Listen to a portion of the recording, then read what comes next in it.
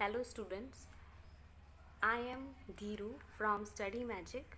This is part 2 of BA second year English third poem To a Skylark by P.B. Shelley. हमने poem का introduction, poet का introduction complete कर लिया था और फर्स्ट स्टैंजा भी कंप्लीट हो गया था. Let's go on the second stanza. I am reading.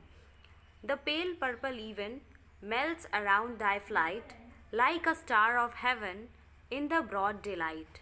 Thou art unseen, but yet I hear thy shrill delight. इस स्टैंजा में पोएट कहता है, पोएट जो अदृश्य पक्षी है उसकी ओर इंगित करता है कि वो पक्षी उसे दिख नहीं रहा है, लेकिन फिर भी वो उसका गीत सुन पा रहा है. वो पक्षी स्काईलार्क है, जिसे हिंदी में अवाबील कहते हैं. वह केवल उसके संगीत को सुन रहा है. कवि के अनुसार पक्षी की उड़ान के आसपास की लालिमा बहती प्रतीत होती है. वह इतना सुंदर है. कवि चिड़िया को दूर आकाश में उड़ते स्पष्ट नहीं देख पा रहा है. वह केवल उसके पंखों के फड़फड़ाने की गति का आभास कर पा रहा है और पंखों के समीप का लाल रंग चलता, कांपता तथा बहता प्रतीत होता है. शैली को ऐसा लगता है जैसे आकाश की लालिमा बह रही हो. उसके बाद पक्षी की तुलना वह सितारे के साथ करता है.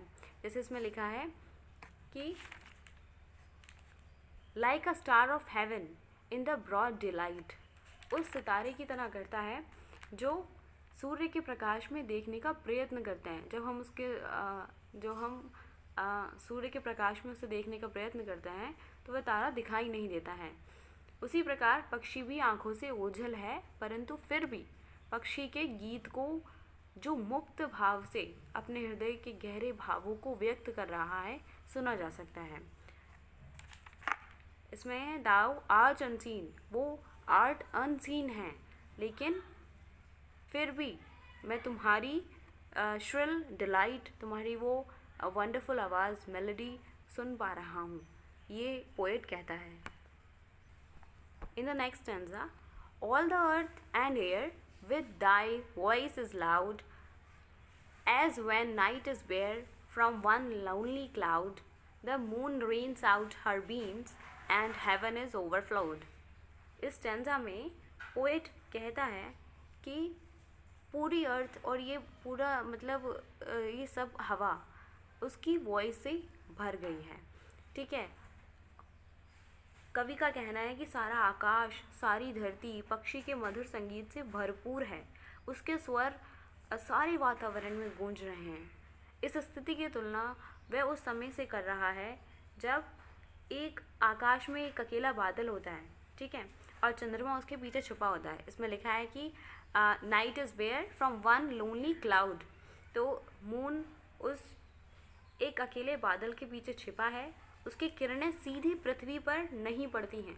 वह बादल से प्रतिबिंबित होकर, रिफ्लेक्ट होकर सारे आकाश में फैल जाती हैं, जहाँ से प्रकाश किरणों के रूप में नहीं, एक बाढ़ के रूप में पृथ्वी पर पड़ती हैं. तो वो हेवन से ओवरफ्लो हो रही हैं, ऐसा लग रहा है.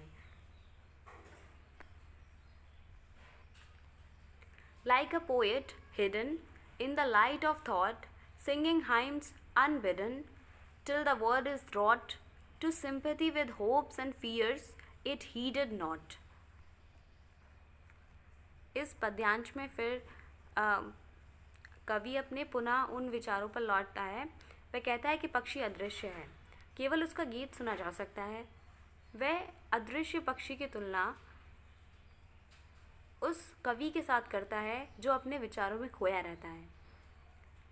कवि के अनुसार कवि अपने विचारों में खोकर संसार को भुला देता है, क्योंकि जब कोई भी अपने विचारों में खोया होगा तो वो उस संसार में नहीं होगा. और जब वो उस संसार को क्यों भुलाएगा? क्योंकि वो संसार उसे पसंद नहीं है. तो वो इसीलिए भुलाता है क्योंकि वो उसकी उपेक्षा कर देता है. बिना किसी अनुरोध के वह अपना मधुर गीत गाता रहता है, जिन्हें सुनकर संसार वाले उन बातों, विचारों या भावनाओं के विषय में सोचने को विवश हो जाते हैं जिनकी उन्होंने पहले उपेक्षा की थी. इसी प्रकार पक्षी आँखों के सम्मुख नहीं हैं, परंतु उसका गीत प्रेरणा से परिपूर्ण है कि हमें अपने संसार में खो जाना चाहिए। टीच अस स्पिरिट और word what sweet thoughts are thine. I have never heard praise of love or wine that panted forth a flood of rapture so divine. यहाँ पे कवि पक्षी के गीत से इतना प्रभावित हो जाता है कि वह उससे पूछने लगता है कि वह वस्तु बताओ जो तुम्हें प्रेरित करती है। वह अबाबिल से प्रार्थना करता है कि वह उसे उन सुंदर विचारों से परिचित करा दे जो उसके मन में बसे हैं।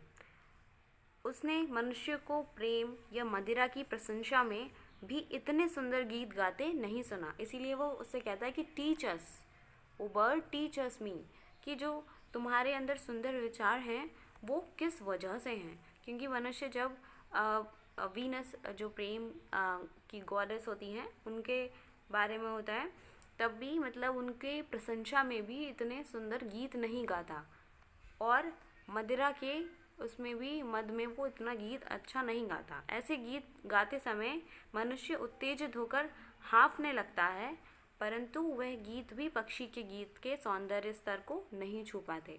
मतलब जो नेचुरल जो बर्ड गा रहा है वो अनकम्पैरेबल है to any of the human music, चाहे वो किसी भी स्पिरिट में गाया गया हो, वो उसे कंपेयर नहीं हो सकता। पक्षी के गीत के पीछे अवश्य कोई दिव्य प्रेरणा होगी, ये सोचता है कवि, और उसके विचारों में असीम पवित्रता होगी। प्यार अथवा मदिरा की प्रशंसा के आशय वीनस को संबोधित गीतों से हैं। वीनस गॉड है, यहाँ पे गॉडेस हैं, प्रेम की देवी की प्रशंसा में गाए जाने वाले गीत, और बैकस जो मदिरा के देवता हैं उनके प्रशंसा में गाए जाने वाले गीत, उनसे कहा गया है। तो वो कवि कहता है कि टीचर्स ऊपर टीचर्स मी, कि तुम्हारे अंदर कौन सी प्रेरणा है जिससे तुम इतने अच्छे गीत गा रहे हो, कौन से थॉट हैं जो तुम्हें ये गीत गाने के लिए मजबूर कर रहे हैं। We look before and after and pine for what is not. Our sincerest laughter with some pain is fraught. Our sweetest songs are those that tell of saddest thought. Shelley says that man constantly looks into the future and the past and yearns for things that do not exist.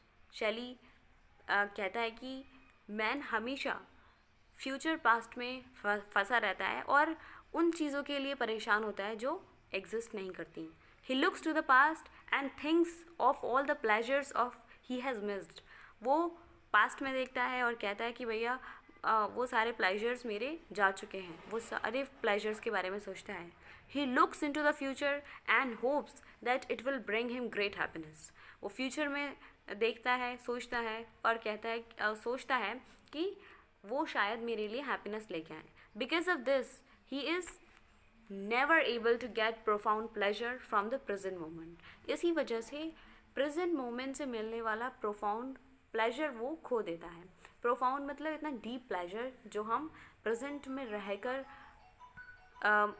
पा सकते हैं, वो खो सकता है जब मनुष्य present moment में नहीं होगा। आजकल यही प्रॉब्लम सबके साथ है कि लोग वरी हो जाते हैं because they live in past, क्योंकि वो पास्ट के बारे में सोचते हैं। वो सोचते हैं कि मेरे साथ तो ऐसा हुआ था।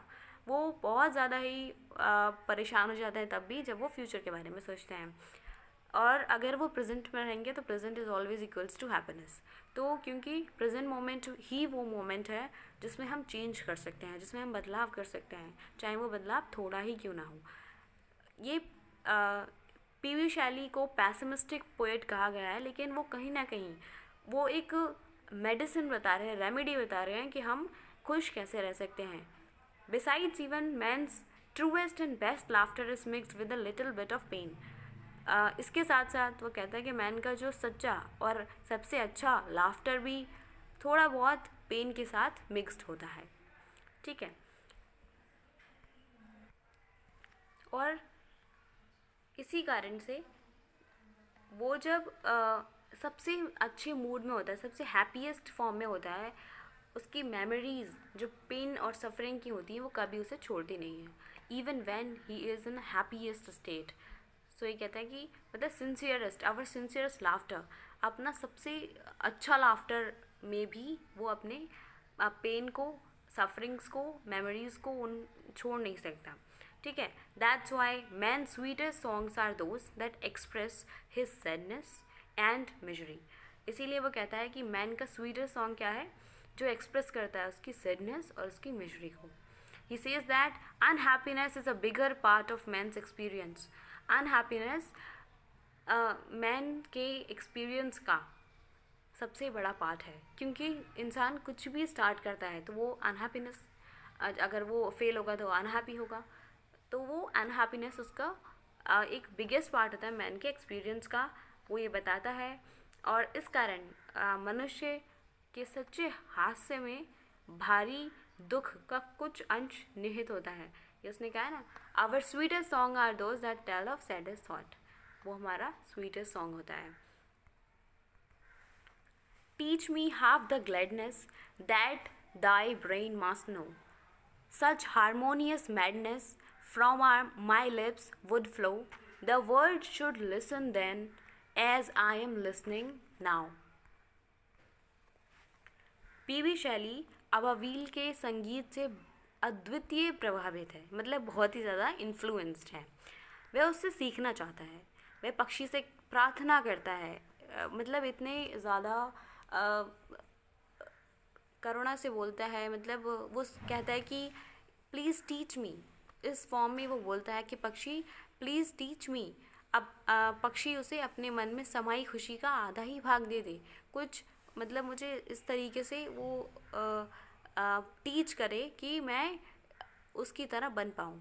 मनुष्य होने के कारण वह अपनी पूर्ण सुख को प्राप्त करने की कल्पना नहीं कर सकता। वो सोचता है कि मनुष्य है तो वो नहीं प्राप्त कर सकता उस नेचुरलिटी को जो अवाबील के पास है, परंतु उसका आधा ही सुख यदि उसे प्राप्त हो जाए तो वह इतनी सुंदर कविता की रचना कर सकता है कि सारा संसार उसे उसी ध्यान से सुनने में तल्लीन हो जाए जिस ध्यान से वह पक्षी से गीत सुन रहा है।